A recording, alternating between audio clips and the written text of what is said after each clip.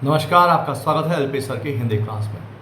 आज हम पढ़ेंगे सूरदास के पद 2 और 3 कक्षा 10वीं की हिंदी क्षितिज किताब से। और जो पद आपके सामने दो यहाँ मौजूद हैं उनको हम पढ़ने वाले हैं। आइए शुरू करते हैं बिना किसी विलंब के।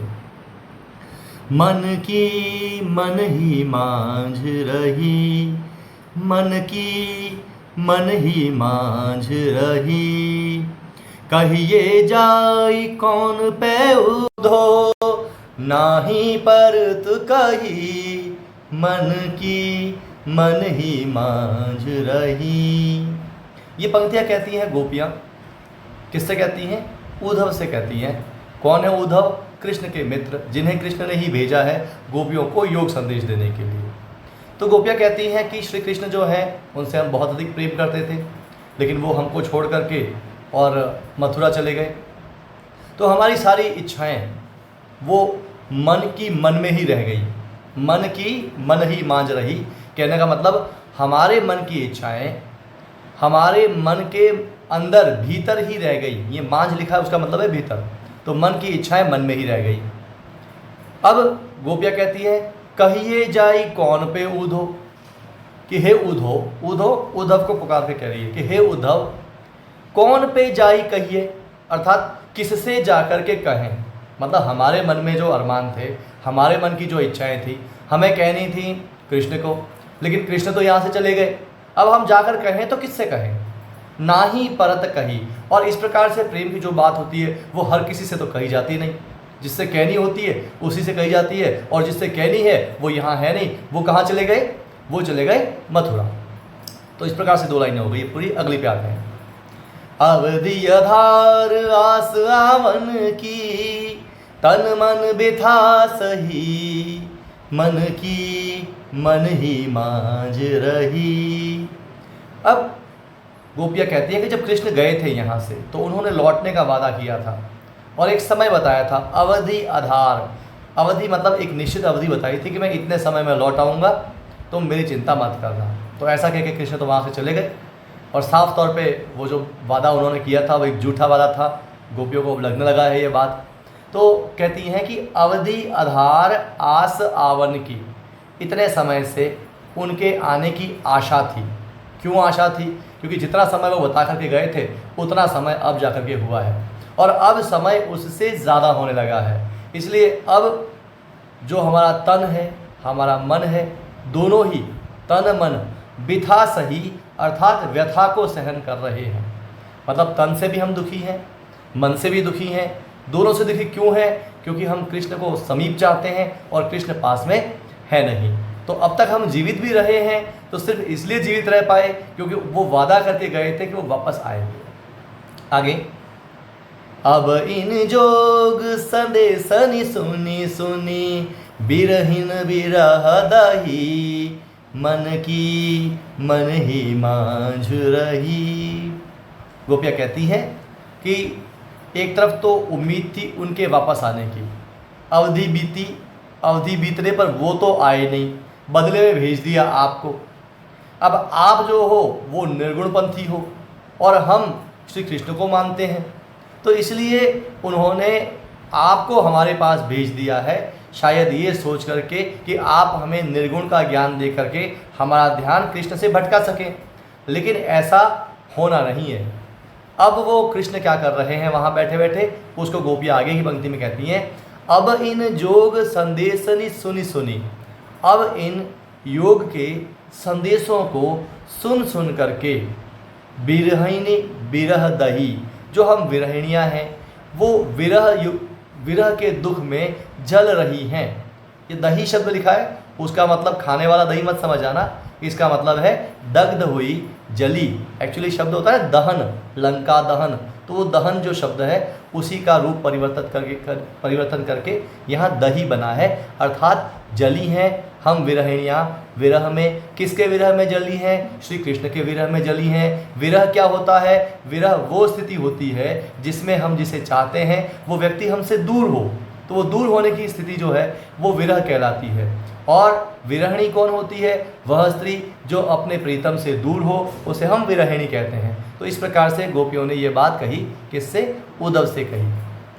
और वो आगे कहती हैं, चाहती हुती गुहारी जितई ते, उत तै धार बही, मन की मन ही मांझ रही।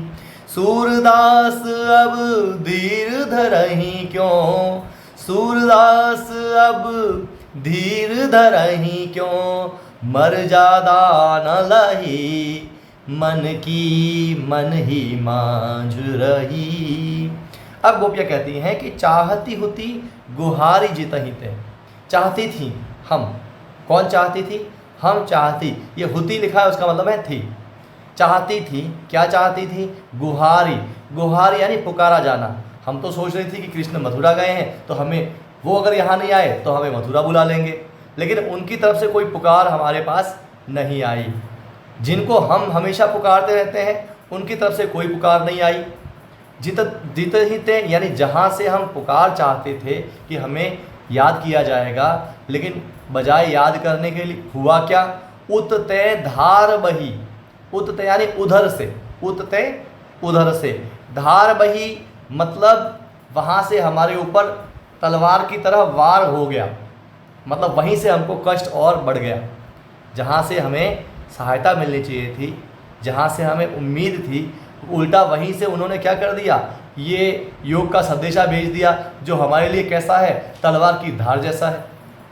आगे कहती हैं कि सूरदास अब धीर धरही क्यों, बोले अब तक तो हमने धीरज धारण कर ली किसी प्रकार से। धीरज क्यों धारण की, क्योंकि हमें पता था कि आज नहीं तो कल कृष्ण आने वाले हैं, आने वाले हैं, आने वाले हैं। लेकिन उद्धव अब तुम आ गए हो और तुम्हारे आने के बाद में हमें ये बात ज्ञात हो गई है कि कृष्ण ने तुम्हें इसीलिए भेजा है ताकि हम उनको भूल जाएं। तो अब हम और धीरज धारण नहीं कर सकती, हम कृष्ण का दर्शन करना चाहती हैं। और देखें आप, मर्यादा न लही, वो कृष्ण ने किसी प्रकार की मर्यादा नहीं रखी, न उन्होंने अपने वादे की मर्यादा रखी, न वचन की मर्यादा रखी, और न ही हम गोपियों की मर्यादा रखी। अब कहाँ तो हम बेचारी गोपियाँ भोली भाली सीधी सादी, और कहाँ ये योग ऐसी बड़ी बड़ी बातें, निर्गुण साधना जैसी बातें। इसलिए ये बातें हमारी मर्यादा के लायक नहीं है और अब हमें ये बहुत दुख दे रही हैं। इस प्रकार से ये आपका दूसरा पद था। इस दूसरे पद के अंदर आप बिरहिनी बिरह, ये जो पंक्ति लिखी है इसके अंदर अनुप्रास अलंकार है, सुनी सुनी यहाँ पुनरुक्ति प्रकाश अलंकार है, और इस प्रकार से इसमें अवधि आधार, यहाँ भी आपका अवधि आधार आस आवन, इस पूरे के अंदर भी अनुप्रास अलंकार देखने को मिलता है। साथ ही साथ ये एक गेय पद है। गेय का मतलब है जिसे अच्छे से गाया जा सके। अब हम तीसरे पद की ओर बढ़ते हैं। हमारे हरिहारिल की लकरी, मन क्रम बचन नंद नंदन और, यह दृढ़ करी पकड़ी, हमारे हरिहारिल की लकरी। गोपियाँ कहती हैं हमारे लिए कृष्ण उतने ही ज़रूरी हैं जितने हारिल पक्षी के लिए लकड़ी। ये हारिल लिखा है, हारिल एक प्रकार का पक्षी होता है हरे रंग का, और वो हमेशा अपने पंजों में एक लकड़ी दबाए रखता है, या तो पंजों में या चोंच में, या पंजों में या चोंच में। तो उसको ऐसा लगता है कि अगर वो लकड़ी उससे छूट गई तो वो मर जाएगा। तो कुछ इसी प्रकार हमारी स्थिति है। हमारे लिए कृष्ण कैसे हैं, तो हारिल की लकड़ी जैसे। जैसे हारिल लकड़ी को नहीं छोड़ सकता, वैसे हम कृष्ण को नहीं छोड़ सकते। हमने कृष्ण को मन, क्रम, क्रम मतलब कर्म, और वचन, मन से, कर्म से और वचन से, नंद नंदन श्री कृष्ण, नंद के पुत्र अर्थात कृष्ण को, और हृदय से दृढ़ करी पकड़ी, मतलब बड़ी मजबूती के साथ पकड़ रखा है। कृष्ण मतलब जो आपके हारिल है उसने लकड़ी को मजबूती से पकड़ रखा है, वैसे ही कुछ हमने कृष्ण को अपने हृदय में मजबूती से पकड़ रखा है। वो पकड़ इतनी मजबूत है कि योग के संदेशों से छूटने वाली नहीं है। तो आपको ये बात ध्यान रखनी है कि यहाँ गोपियों की कृष्ण के प्रति एक निष्ठा जो है वो प्रकट होती है। आगे कहती हैं गोपियाँ, जागत सोवत स्वप्न दिवस निसी, कान्ह कान्ह जकरी, हमारे हरिहारिल की लकरी। अच्छा, न केवल जागते, जागत यानी जगते हुए, सोवत सोते हुए, स्वप्न सपने में, दिवस दिन में, निसी रात में, हर समय हमें बस एक ही जाप है, एक ही रट लगा रखी है हमने। कौन सी रट? कान्ह कान्ह, कान्हा कान्हा।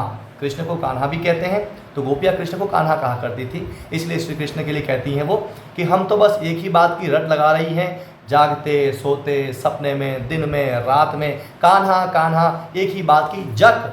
जक मतलब रट लगा देना किसी चीज़ की, तो वही हम कर रही हैं। आगे कहती हैं, सुनत जोग लागत है ऐसो, जो करुई ककरी हमारे हरिहारिल की लकरी। और योग जो आप हमारे लिए लेकर के आए हो, हम तो प्रेम की साधिकाएं हैं, योग वोग हमारे बस की बात नहीं।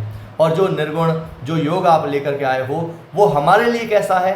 सुनत, सुनते ही, जोग यानी योग, लागत है ऐसो, ऐसा लगता है, जो जैसे करुई ककरी, कड़वी ककड़ी हो। करुई ककड़ी के अंदर जो है वो अनुप्रास अलंकार है, और लागत है ऐसो, जो लगा दिया, इसलिए वापस आपका यहाँ उदाहरण अलंकार हो गया। जैसे कड़वी ककड़ी हो ऐसा। अब कड़वी ककड़ी कौन खाना चाहेगा भाई? मीठी हो तो फिर भी कोई खा ले। तो वैसे ही तुम्हारा योग है जैसे कड़वी ककड़ी होती है, इसलिए हमें उस योग की ज़रूरत नहीं है, ऐसा साफ साफ कह रही है। करुई ककड़ी के अंदर अनुप्रास अलंकार भी है। आगे, सुतो व्याधि हमको ले आए, देखी सुनी न करी हमारे हरिहारिल की लकरी। यह तो सूर तिन्हि ले सौंपो, जिनके मन चकरी हमारे हरिहारिल की लकरी। गोपियाँ कहती हैं तो भाई वो जो सुतो वो आपका योग है, सुतो व्याधि वो बीमारी, योग को बीमारी कह रही है लिटरली यहाँ। तो योग वो बीमारी की तरह है, हमको ले आए। तुम किसको देने के लिए ले आए? हमें देने के लिए ले आए। अब किसी को कोई बीमारी देना अच्छी बात है क्या? बुरी बात है। देखी सुनी ना करी, और ये योग जैसी चीज़ न तो हमने कभी देखी, न सुनी और न की। अब आप कह रहे हो हमें करने के लिए, कैसे करें हम ये योग नहीं कर सके। अगर हमें ला करके आप दे सकते हो तो कृष्ण के दर्शन करवा दो, बस सबसे बड़ा एहसान आपका ये होगा। और अंतिम पंक्ति में गोपियाँ कहती हैं, यह तो सूर तिन्हि ले सौंपो। भाई ये जो योग है ये तो सूर, आप ऐसा करें कि तिन्हि ले सौंपो, उनको ही ले जा करके दे दो, जिनके मन चक्री, जिनके मन कैसे हैं? चक्री की तरह चंचल हैं। चक्री जैसे गोल गोल घूमती रहती है, जिनका मन बार बार गोल गोल घूमता रहता हो, उनको दे दो ले जा करके, क्योंकि वो कभी कृष्ण कभी योग, कभी कृष्ण कभी योग कर सकते हैं। लेकिन हमारे मन जो है वो चक्री जैसे नहीं है, हमारे मन बिल्कुल स्थिर हैं। हमारा मन जो है वो कृष्ण के प्रति अडिग है, हमारा मन चंचल नहीं है, एकनिष्ठ है। इसलिए आपका यह योग हमारे किसी काम का नहीं है। आप चाहे जिसे ले जा करके ये दे दो। अगर आपको ये वीडियो पसंद आया हो तो इसे लाइक सब्सक्राइब करना बिल्कुल नहीं भूलें, और हाँ, बेल आइकन ज़रूर दबाएं।